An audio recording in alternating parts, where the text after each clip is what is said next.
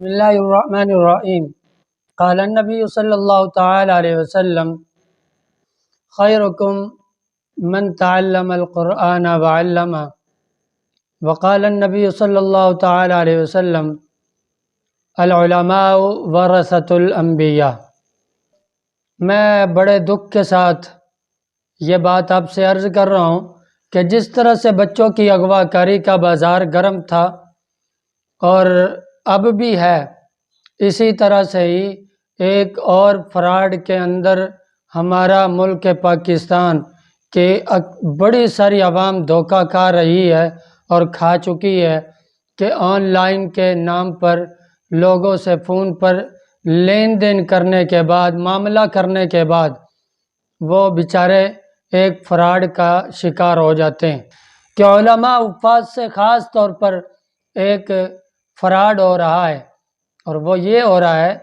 کہ علماء اکرام اور بہت سارے قراء حفاظ اکرام وہ گروپوں کے اندر اپنا اپنا وہ ایڈ دیتے ہیں کہ جناب میرے اندر فلاں فلاں صلاحیت ہے، اور کسی کو اس صلاحیت والا کوئی بندہ چاہیے ہو تو یہ بندہ ناچیز حاضر ہے۔ کسی کے اندر حفظ پڑھانے کا، قرآن پڑھانے کا ملکہ ہے، کسی کے اندر اذان کہنے کا ملکہ ہے، کہ کوئی اپنے آپ کو مسجد کی خدمت کے لیے پیش کرنا چاہتا ہے، کوئی بندہ امامت و خطابت کے لیے پیش کرنا چاہتا ہے۔ تو یہ والے اشتہارات ہر کوئی دے رہا ہے آج کل میں، اور ہو کیا رہا ہے؟ ہو یہ رہا ہے کہ گروپ ایڈمن کو تو کوئی علم نہیں ہوتا، کوئی بھی بندہ اس کی طرف کوئی اشتہار دیتا ہے، کوئی بھی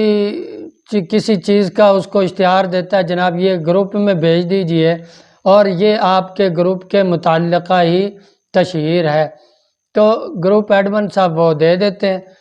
مطلب خاص طور پر ایک علیحدہ سے مساجد و مدارس کے خطبہ، ائمہ اور مدرسین اور خادمین کے الگ الگ سے گروپ بنے ہوئے ہیں، واٹس ایپ گروپ، اور ان گروپوں کے اندر ہر کوئی اپنا اپنا اشتہار دے دیتا ہے جس بندے کی ضرورت ہو، اور اپنی شرائط کے ساتھ وہ ایڈ دے دیتا ہے، اور جو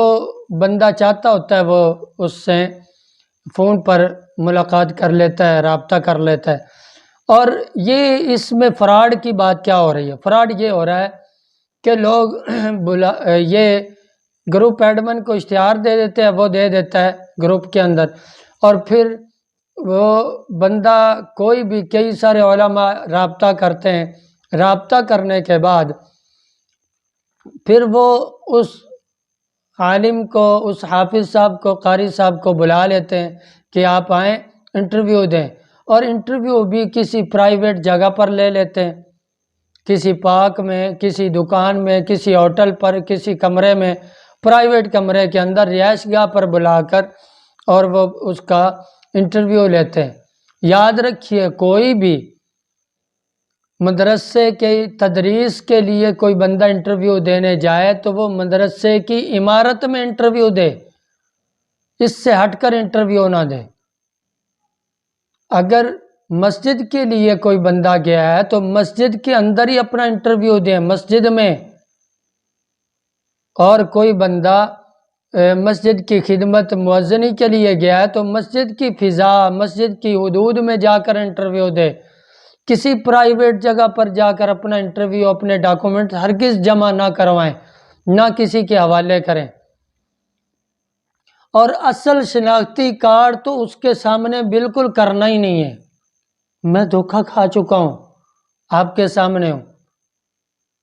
جس طرح یہ موٹر سائیکلوں کی تصویریں ایسے سینڈ کر کے لوگوں کو، یا OLX پہ یا کسی بھی اور سوشل میڈیا پر اشتہار دینے کے بعد شناختی کارڈ آپ کا دیا ہوتا ہے اور آپ کا نام استعمال ہو رہا ہوتا ہے، جس طرح میرا آج کل ہو رہا ہے۔ میرے سے غلطی ہوگی، میں نے کسی کو شناختی کارڈ کی اصل تصویر سینڈ کر دی۔ آپ اپنے کسی کو واٹس ایپ پر بھی آپ تصویر سینڈ کرنا چاہتے ہیں شناختی کارڈ کی، ڈاکومنٹ کی، تو آپ اس کی اصل کی تصویریں ہرگز سینڈ نہ فرمائیں۔ اس کی فوٹو کاپیاں کروائیں اور اس کے اوپر کراس لگائیں۔ شناختی کارڈ کی فوٹو کاپی آپ سینڈ کریں جس کو بھی کرنی ہے، لیکن کراس لگا کر اس کے نیچے لکھ دیں اس مقصد کے لیے میں آپ کو دے رہا ہوں، یہ تصویر سینڈ کر رہا ہوں، یہ لکھ کر پھر آپ اپنے آگے اس کو سینڈ فرمائیں۔ یہ آپ کے ساتھ دھوکہ ہو سکتا ہے، میرا نام استعمال ہو رہا اور کئی سارے لوگوں کو فراڈ ہو چکا ہے۔ اس لیے میں سارے علماء، حفاظ اور قراء معززین سے احتراماً یہ عرض کر رہا ہوں کہ اپنا ڈاکومنٹ ہرگز کسی کو مت فون پہ آن لائن مت بھیجیے گا، اس کی تصاویر آپ سینڈ کریں، اس کی تصاویر سینڈ کریں۔ اگر کوئی کہے بھی کہ ہمیں اصل دکھائیں تو ویڈیو کال پر آپ وہ دکھا دیں، لیکن ہرگز بھی ایک ہی جگہ پر آپ کیمرہ لگا کر نہ رکھیں۔ اگر وہ کہے نا کوئی بھی کہ آپ ہمیں ویڈیو کال کریں اور اس پر اپنی اصل اسناد کی تصویریں دکھائیں اور ہمیں دکھا دیں، شناختی کارڈ اصل دکھا دیں، تو آپ ویڈیو کال اگر کرنی بھی پڑ جائے، آپ کو مجبوری ہے، تو آپ موبائل کو اس شناختی کارڈ کے سامنے کر کے موو کرتے رہیں، ایک جگہ پر مت رکھیں، یوں کرتے رہیں۔ یہ دیکھیں میرے پاس اصل شناختی کارڈ ہے، اصل سندیں ہیں، یہ آپ موو کرتے رہیں، آپ ایک جگہ پر نہ رکھیں۔ جیسے ہی آپ ایک جگہ پر رکھیں گے وہ فوراً آپ کے اس سند یا شناختی کارڈ کی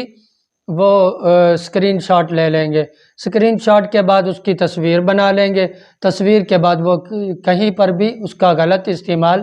کر سکتے ہیں۔ تو اس بات کا خاص طور پہ خیال رکھیے گا۔ علماء کرام محترم اللہ کی نظر میں بھی ہیں اور اللہ کے ماننے والوں کی نظر میں بھی آپ احترام کے قابل ہیں، اس لیے اللہ اور اس کے رسول کے محترم لوگوں کے ساتھ یہ بے ادبی نہیں ہونی چاہیے۔ میں آپ سے پھر کہہ رہا ہوں کہ آپ ایسے فراڈ لوگوں سے اور اپنے آپ کو فراڈ سے دور رکھیے گا۔ اللہ ہماری سب کی عزت آبرو کی حفاظت فرمائے۔ السلام علیکم ورحمۃ اللہ وبرکاتہ۔